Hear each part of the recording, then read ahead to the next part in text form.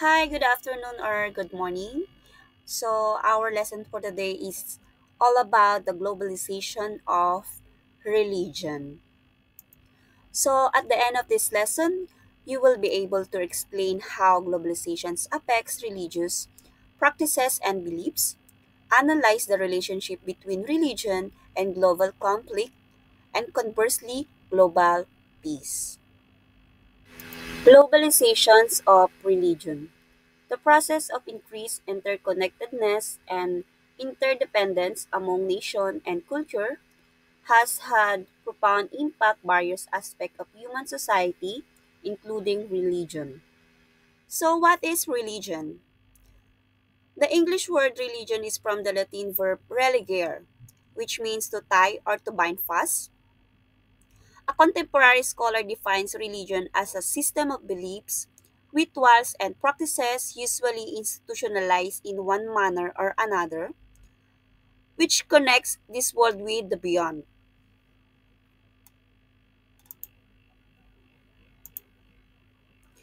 It provides the bridge that allows humans to approach the divine, the universal life force that both encompasses and transcends the world. This substantive definition of religion limits religion to the belief in supernatural or divine force. However, for its functional definition, religion is anything that provides an individual with the ultimate meaning that organizes his or her entire life and worldview.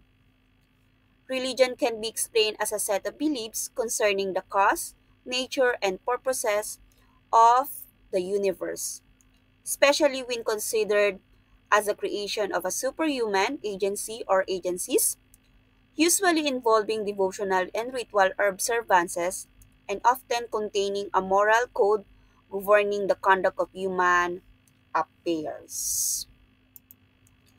So we have types of religion organization.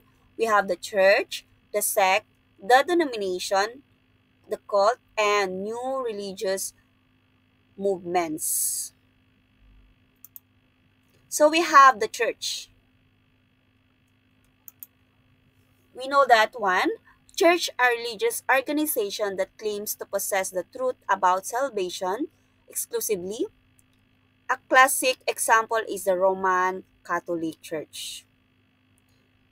So the church includes everybody or virtually everybody in society. Membership is by childbirth. New generations are born into the church and are formally inducted through baptism. The church adapts to some extent to the fact that it must embrace everyone. Unlike the sect, the church tends to be oriented toward compromises with the prevailing culture and the political spheres. Hence, the church is relatively moderate in its demands on its members. So we have the sect. Sect is the also perceived itself as a unique owner of the truth. However, it constitutes a minority in a given society. Recruitment takes place through conscious individual choice. A good example is the resurgence of a born again Christianity. So, Christianity that recruits members by asking them to accept Jesus Christ in their lives. Once an individual has joined, the sect requires a high level of commitment and activity. Members are expected to support the teachings of the sect and to comply with its lifestyle, which may be strict and ascetic them. Life as a sect member of constitutes a major contrast to the lives of people in society. So we have denomination. In contrast to the church and sect, the denomination is oriented toward cooperation, at least as it relates to other similar denominations. People join through individual and voluntary choice. Although the most important form of recruitment in established denominations takes place through childbirth. The demands for activity and compliance are moderate. and there is a relatively harmonious mutual relationship between the domination and the larger society. The liberal branches of Protestant groups belong to this category. So you have cult. We know about this one. Uh, they call it culto in Philippines in Tagalog words. So cult, the concept of cult was introduced in 1932 by sociologist Howard Becker Lanunza, provides a comprehensive definition of a cult, a non-traditional form of religion, the doctrine of which is taken from diverse sources, either from non-traditional sources or local narratives, or an amalgamation of both, whose members constitute either a loosely knit group or an exclusive group, which emphasize the belief in the divine element within the individual, and whose teachings are derived from either a real or legendary figure, the purpose of which is to aid the individual in the full realization of his or her spiritual powers and our union with the divine. The level cult is often attached to a religious group that society considers as deviant or non-traditional. Hence, the term cult is often used in a negative. So the last one is the New Religious Movements or NMRS. The term new religious movements came into use among social scientists in 1960s. It was alternative level for cults that has been negatively portrayed by mass media and some social scientists. New Age groups are considered part of these new religious movements.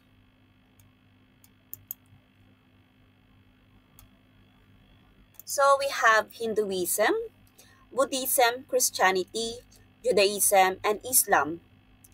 This is the five of the biggest religions in the world.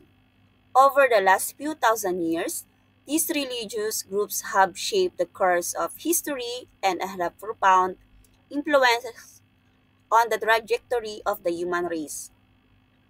Through countless conflicts, conquest, mission abroad, and simple word of mouth, these religions spread around the globe and forever molded the huge geographic regions in their paths.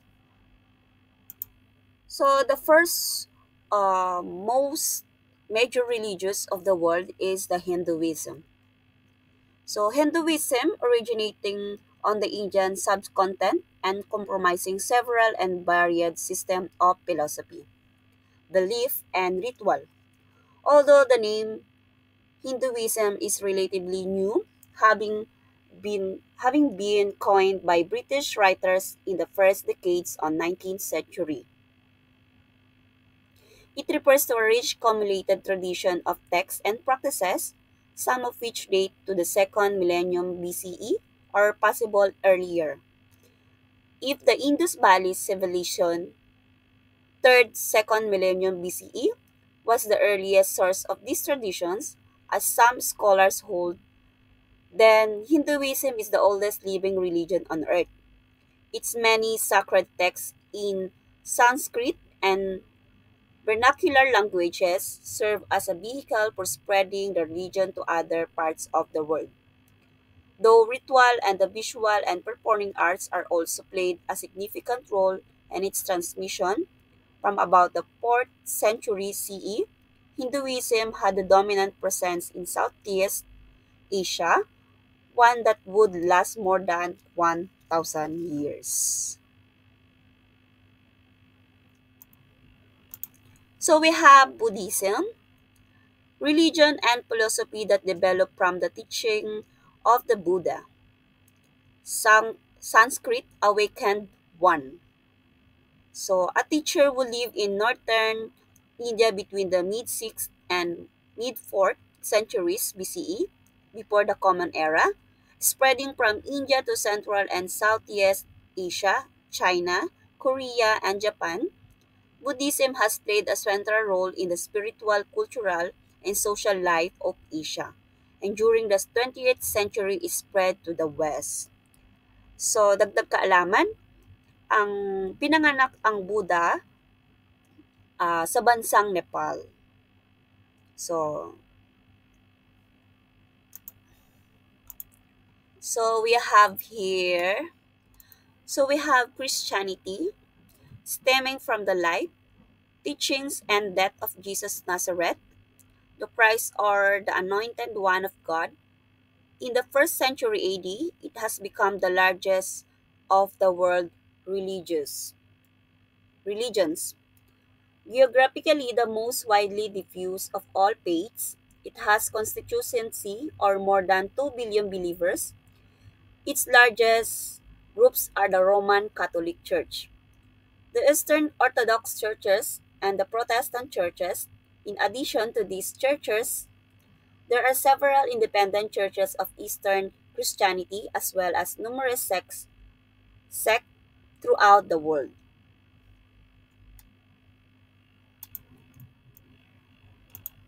So we have Judaism.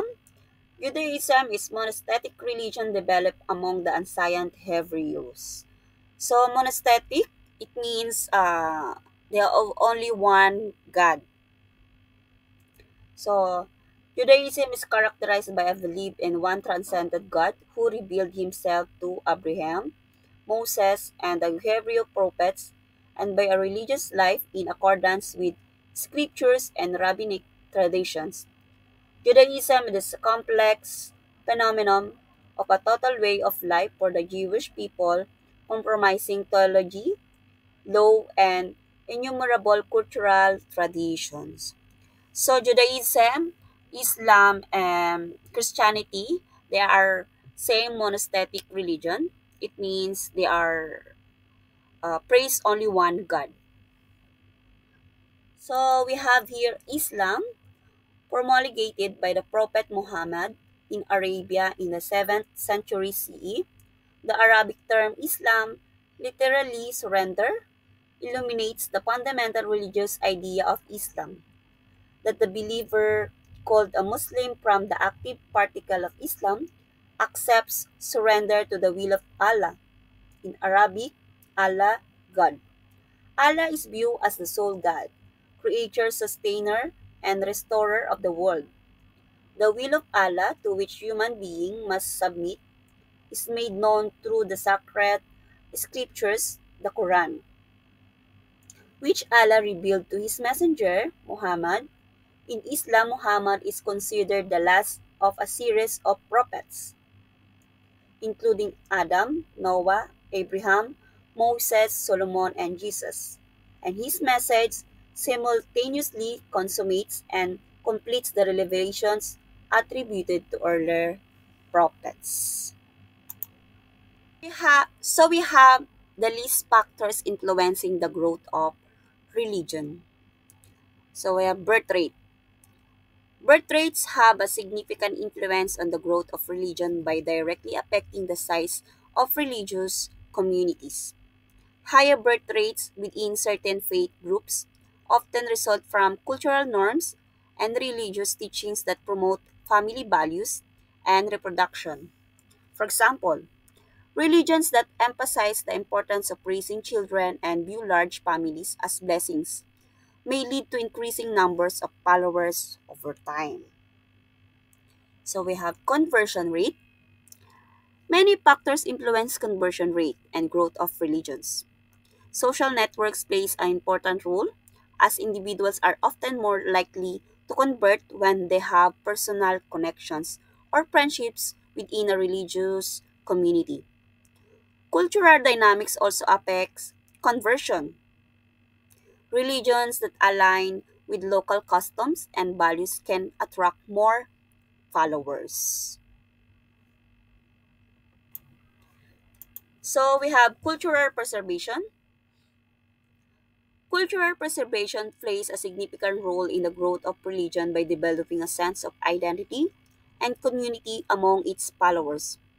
When religious beliefs and practices are closely linked to cultural heritage, they become essential for maintaining traditions, rituals, and community bonds. encouraging more individuals to engage and embrace these beliefs. Furthermore, cultural-based festivals and communal rites often serve as platforms for religious expressions, reinforcing the importance of faith in everyday life. Ultimately, preserving sacred sites and artifacts not only enriches the religious experience but also enhances the appeal of a religion, garnering interest from both local and global communities. So we have political stability.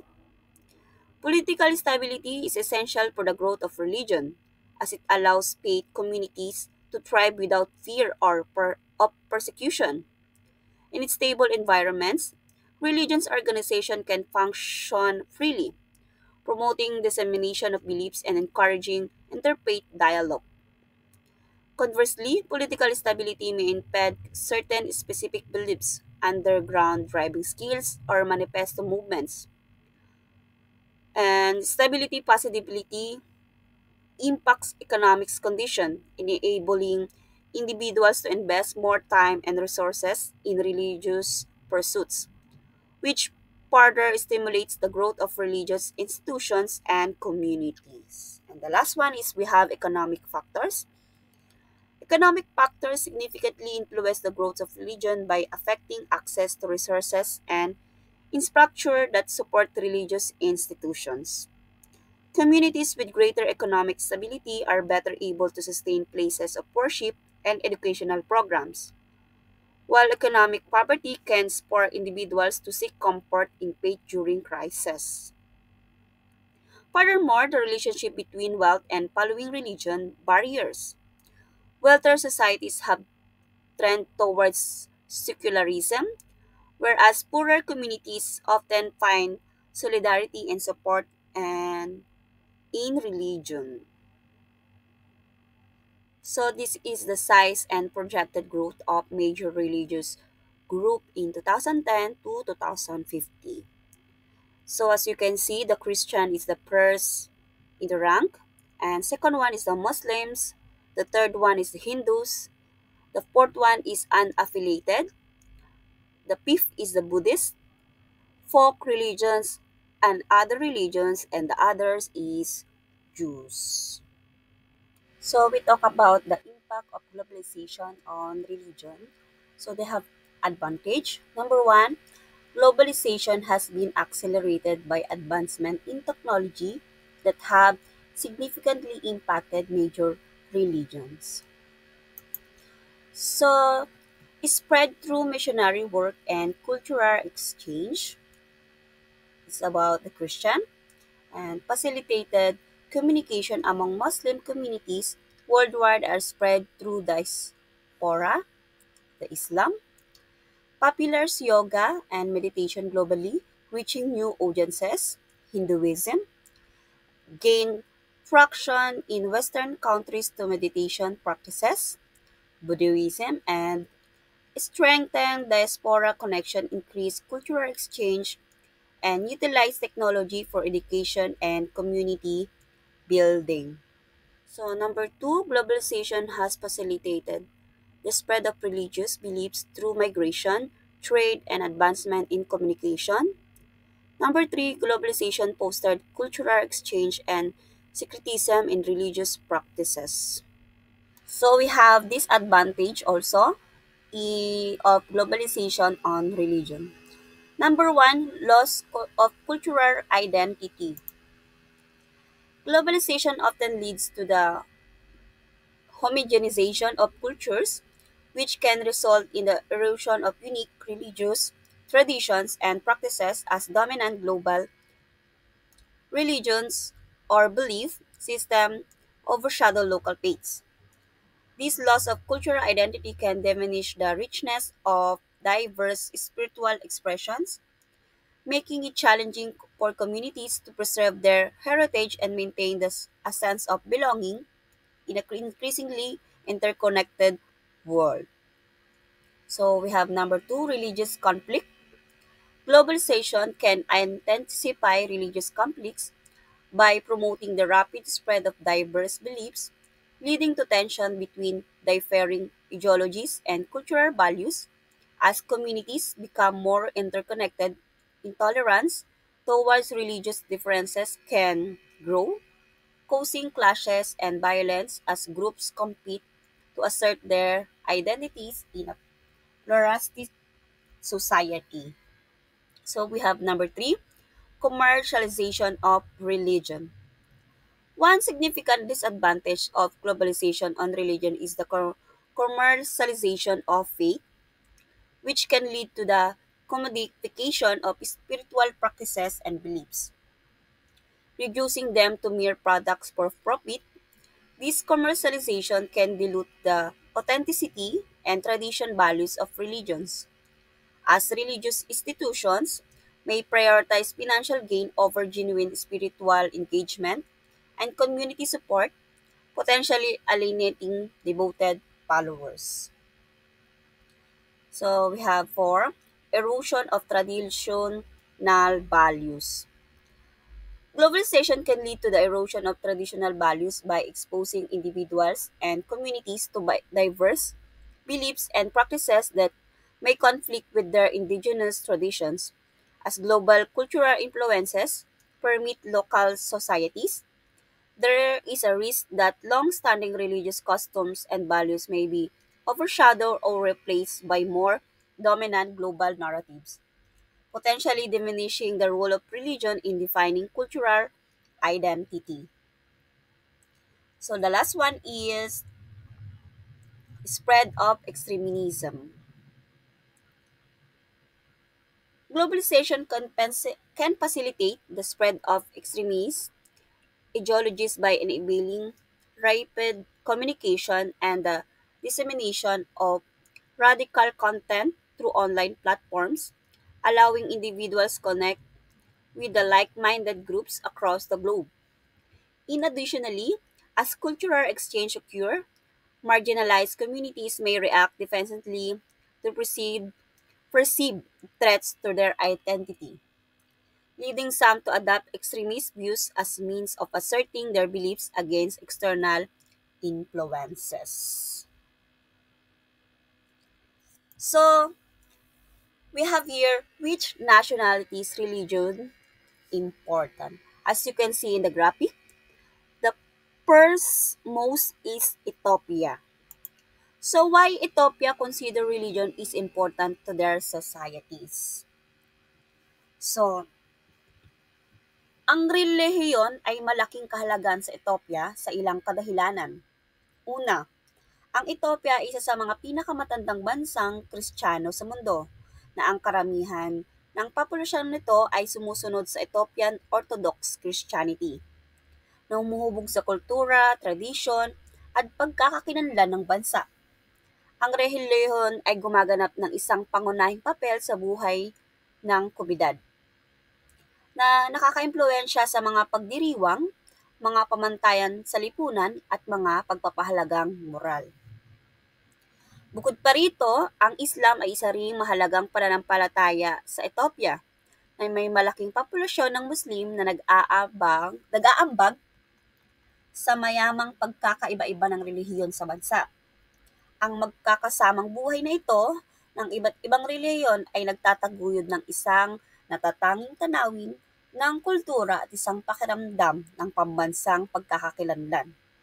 Higit pa rito, ang relihiyon ay nagbibigay sa mga tao ng pakiramdam ng pagiging kabilang, suporta sa komunidad, at katatagan sa panahon ng kahirapan, na nagpapatibay sa kahalagahan nito sa buhay ng mga Ethiopian. So the last one is South Korea. So the conclusion is that globalization of religion allows for the sharing of faith, fostering unity and understanding among diverse cultures, yet it challenges the preservation of traditional practices and beliefs, and it's essential to approach this phenomenon with wisdom and balance, ensuring respect for diversity while embracing common values. Sabi nga nila, ang globalisasyon ng relihiyon ay may potensyal na magsulong ng higit na pangunawa at pagpaparaya sa magkakaibang sistema ng paniniwala, na naghihikayat sa mga individual na pahalagahan ng iba't ibang pananaw at kultura. Gayunpaman, binibigyan din nito ang kahalagahan ng pag-iingat sa mga lokal na tradisyon at gawi laban sa homogenization, dahil ang nangingibabaw ng pandaigdigang mga salaysay ay maaaring tumalima sa mga makatutubong paniniwala. Sa huli, ang moral aral mula sa globalisasyon ng relihiyon ay ang pangangailangan para sa magalang na pag-usap at magkakasamang buhay, pagtataguyod ng kapayapaan at pagtutulungan habang pinaparangalangan ang mayamang taparsiya na pandaigdigang pananampalataya. So, thank you for watching and listening to my explanation all about the of religion, globalization of religion. Please don't forget to like and subscribe my channel. Thank you.